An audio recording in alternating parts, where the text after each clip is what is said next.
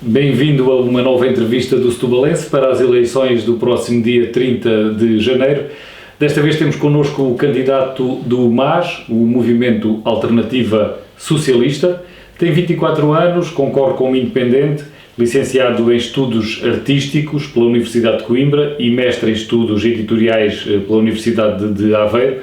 Trabalha de forma precária em design gráfico. É natural do Barreiro e envolveu-se mais politicamente quando assumiu a defesa das causas LGBTI e antirracista. João Faria Ferreira, muito obrigado e bem-vindo. Queria começar por perguntar-lhe porquê ser o candidato do MAS e também porquê ser independente.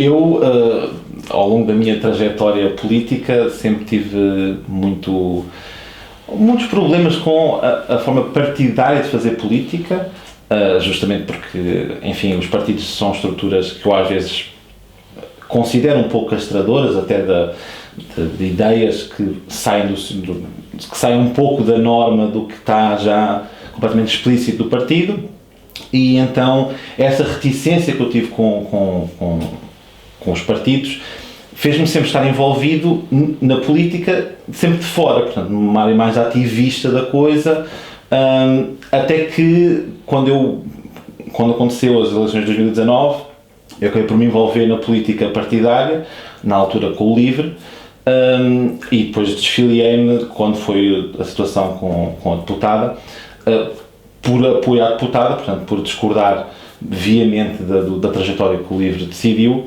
E então aí fiquei ainda pior, portanto a minha situação ainda piorou mais, porque eu já tinha as minhas reticências com partidos, entrei num partido que achei que seria diferente, de maneira diferente de fazer política, e afinal não, é tão mau ou pior do que se vê nos grandes partidos.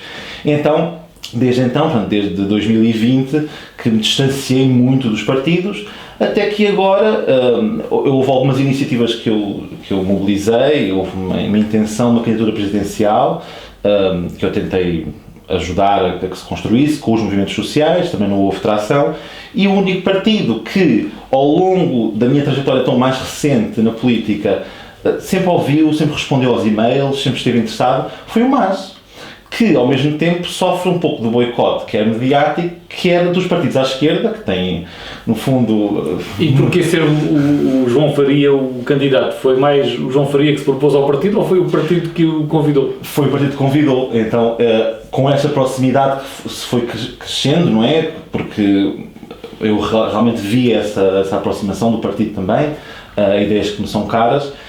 No fundo, a porta-voz do partido, a Renata Câmara, que é a nossa cabeça de lista por Lisboa, que já me conhecia dessas andanças, convidou-me para integrar as listas, e eu, naturalmente, o que coloquei logo foi que eu só entraria numa campanha se fosse, não tinha ideias sequer, a pretensão de ir para a cabeça de lista, mas só iria para uma campanha se fosse fazer campanha a sério, acreditasse no partido, acreditasse no programa, acreditasse na porta-voz, na cabeça, na cara da campanha, e que é o caso. Portanto, eu confio muito na Renata, e confio muito nos programas que nós apresentámos, e depois eventualmente surgiu a situação de talvez eu encabeçar a lista de Setúbal, o que me honrou imenso, porque eu sou daqui e tenho um carinho imenso pelo distrito, então para mim foi uma alegria. E diz que é necessário lutar contra o capitalismo, estou a citar, e as suas lógicas perversas, e trazer o diálogo e a empatia para o centro da atuação política. Como é que pretende fazer isso? Como é que isso se faz? Então, e nós por acaso, antes de começarmos a gravar, comentámos sobre o assunto, notamos que os políticos falam, mas se calhar não conversam, não é?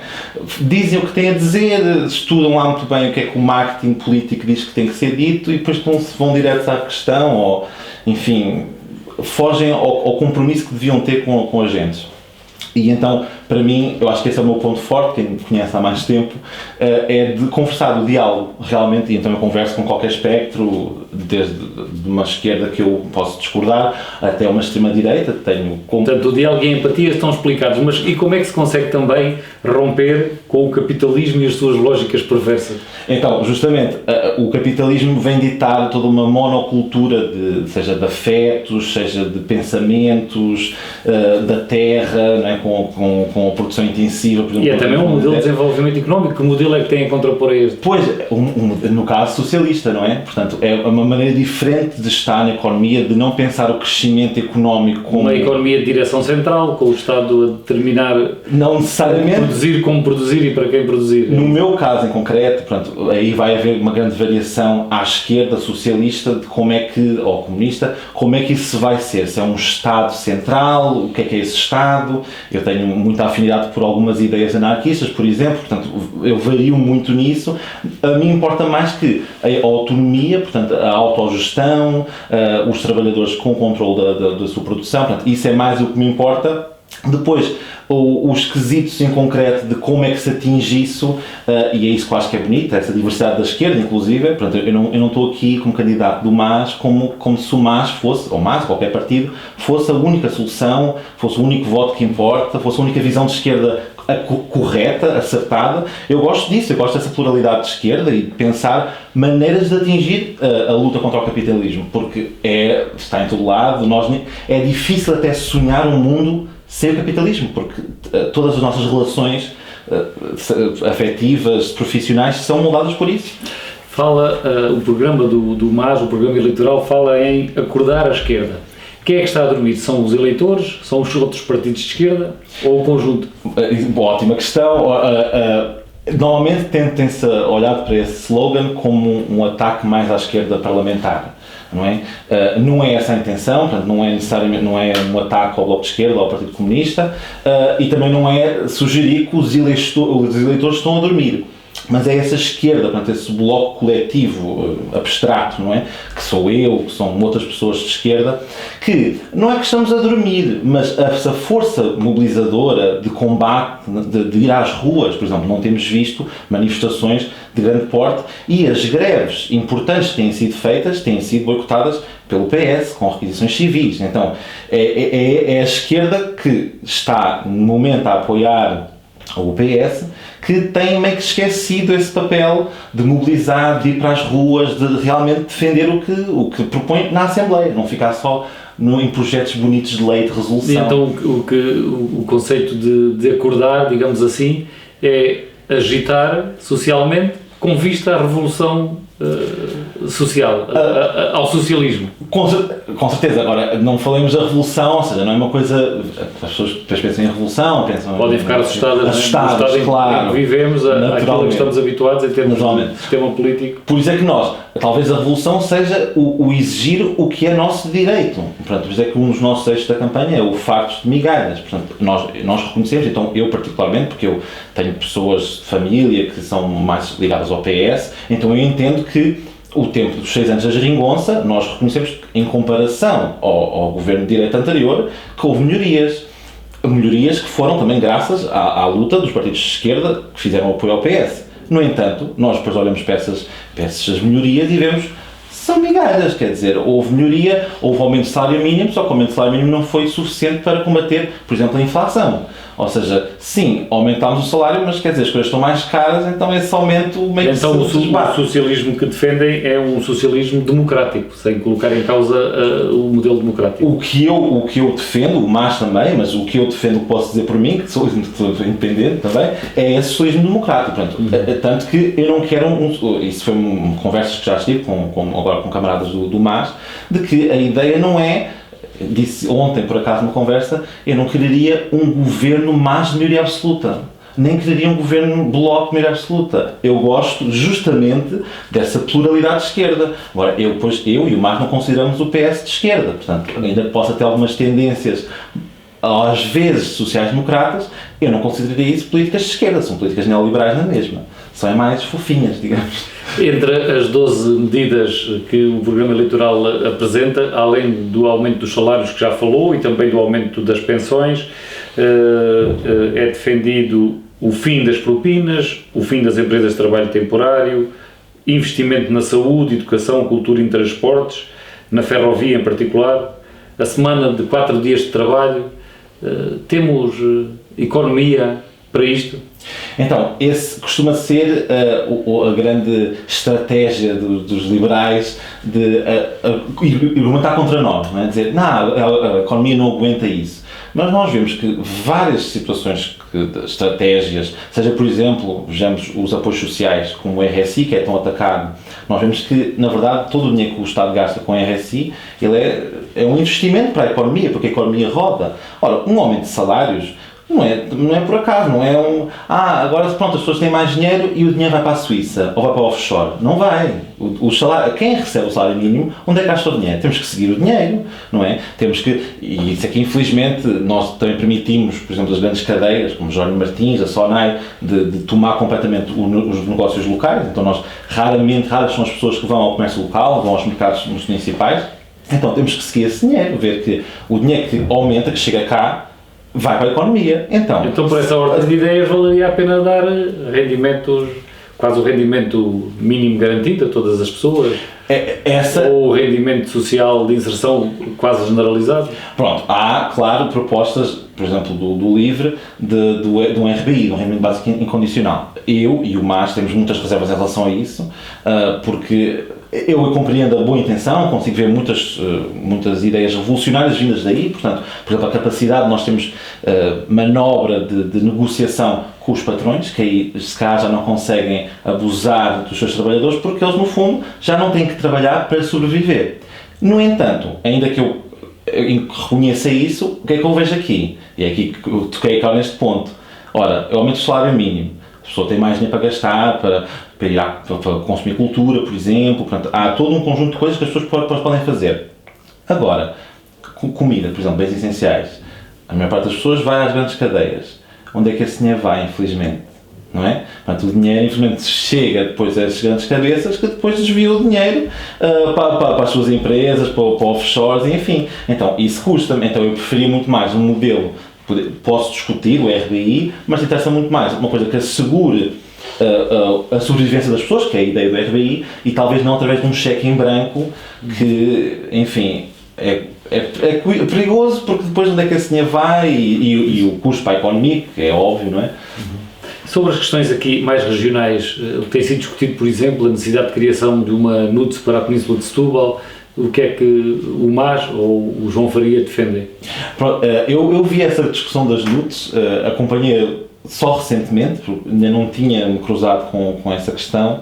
Eu não digo que não seja uma questão importante, porque realmente a área metropolitana de Lisboa é muito diversa e, infelizmente, o processo de marginalização, não é? Especialmente as pessoas racializadas, nós vemos aqui, eu sou do Barreiro, então eu vejo que quando eu apanho os transportes públicos, porque eu apanho transportes públicos, no barco que vai para Lisboa, nas horas de ponta vemos como é que é a composição das pessoas que vão trabalhar aquelas horas. Horas 5, 6 da manhã, a maioria são pessoas racializadas. Então, naturalmente, que essa disparidade que se cria, tudo o que é à volta do centro de Lisboa, é tão grande que as NUTs depois, havendo só uma NUT para toda a área metropolitana, é o que se vê, beneficia Lisboa Central, porque acaba por baixar os índices e aumenta, prejudica-nos a nós, da periferia, porque também depois aumenta com os índices que vêm de Lisboa. Portanto, significa que está favorável a uma alteração, a que isso seja revisto? Eu não tenho nada contra. Agora, eu não acho que seja esse um assunto tão prioritário assim, porque acho que tem mais a ver com, claro, eu percebo investimento da comunidade europeia, eu percebo que tem a ver com isso, que é essa preocupação. Agora, eu acho que há coisas mais importantes no debate atualmente do que uma NUT ou, enfim, não... Será o caso da regionalização? Acha, por exemplo, que a regionalização é mais importante ou é igualmente, relativamente pouco importante? Eu acho importante, mas também acho que é outro assunto paralelo que se levanta, acho muito relevante, defendo a regionalização, mas acho que talvez seja um assunto que há coisas mais permanentes agora, não é? Temos uma pandemia, a Assembleia foi dissolvida, enfim. Então, sendo assim, o que é que coloca no centro das preocupações mais prioritárias? Então, justamente por isso é que nós temos um programa com 12 medidas urgentes, que é o que consideramos, ok, isto é realmente o que tem que ser feito agora e que vai melhorar a vida das pessoas. Ora, eu falar com alguém, o que importa agora é um referendo para a regionalização, então, mas e as minhas rendas não param de aumentar, está aí o meu emprego... Sobre as rendas, a proposta concreta do MAS é que não possa ultrapassar 30% do rendimento. que inclusive esse é o curioso, os bancos reconhecem isso, não é? A banca reconhece isso. Quando se pede um empréstimo à casa, não se quer passar... Mas está a falar das rendas, prestações pagas falo aos bancos ou a renda paga ao proprietário? Mas veja como o banco sabe bem que as pessoas não vão conseguir pagar facilmente se aquilo ultrapassar... Mas como é que eu estou a imaginar, como é que se poderia operacionalizar e evitar uma situação deste género? Uma família arrenda uma casa manifestamente superior às suas condições económicas e depois o proprietário tem que baixar o valor para 30%. Assim, nessa perspectiva, eu podia morar para um palácio.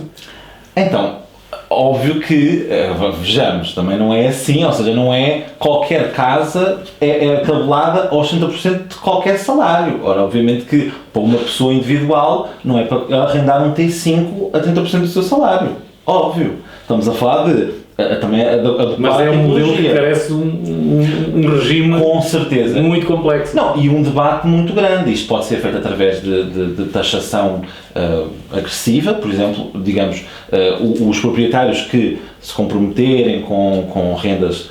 Jogar com os incentivos e com as penalizações fiscais. Sim, por exemplo. Há várias maneiras que podemos pensar isto, não é?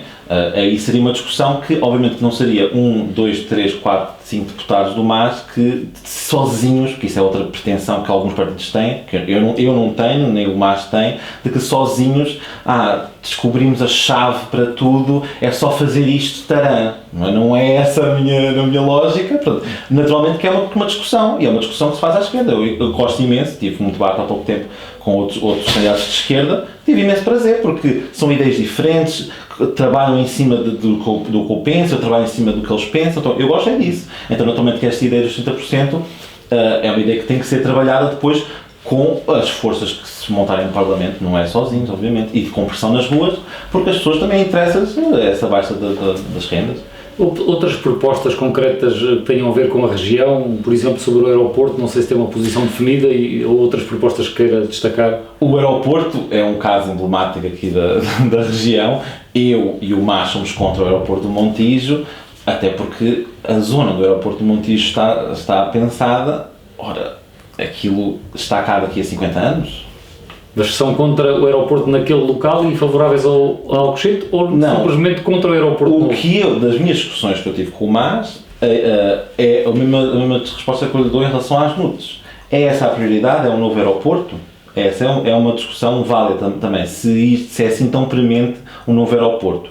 Eu acho, por exemplo, que o aeroporto de Lisboa deveria fechar. Eu acho que o aeroporto dentro da cidade é perigoso. É perigoso, a qualidade... Mas para fechar o de Lisboa tem mesmo que se construir algum novo. Justamente. Então, aí é que chegamos. Ok, então para fechar o de Lisboa é preciso um aeroporto capaz de comportar tudo isso. A mim e ao MAS não interessa também que Portugal vire uma montra turística, que já vimos isso em Lisboa e a acontecer nas capitais, como o Porto, e talvez agora comece a acontecer também aqui para o resto da área metropolitana, para Setúbal. Portanto, eu não quero que Setúbal vire uma cidade em que venham só cá turistas ver, vamos esvaziando. Mas estamos ainda muito longe da saturação, no distrito de Setúbal ainda não é... Do distrito de Setúbal estamos longe, mas vimos o que aconteceu em Lisboa, portanto não é assim tão descabido. Mas então, é preciso então criar um aeroporto capaz. Nós temos um aeroporto capaz, não tão longe, em Beja. Esse aeroporto, portanto, isto é uma opinião minha, não estou necessariamente a dizer que é a opinião do MAS, a minha opinião é, o de Beja poderia levar esse investimento para ser um novo aeroporto internacional de Portugal, claro que há o do Porto e há o de Faro, mas o aeroporto que serve a capital, não é? E aí, isso obrigaria duas coisas. Para já, esse foco no interior, que está desertificado, ninguém liga para o interior. E depois, um investimento, como nós defendemos, na ferrovia. Então aí um comboio de alta velocidade que ligaria Beja a Lisboa muito rapidamente. E aí talvez com uma terceira travessia do Tejo, no Barreiro, como está planeada também, não é?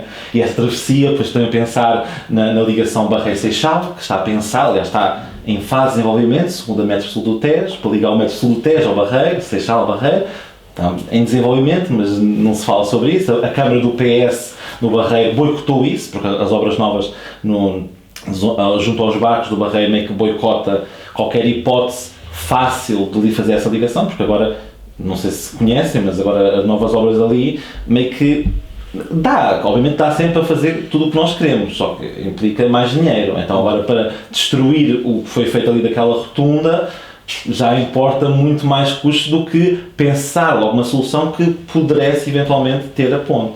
Então, propostas que, por exemplo, que eu defendo aqui para a região, que podiam dinamizar também. O MAS nunca elegeu deputados para a Assembleia da República. Acredita que desta vez é possível e se acredita, com que fundamento? Então, eu acredito não só na eleição da Renata Câmara, como eu acho que é possível aspirar a um grupo parlamentar.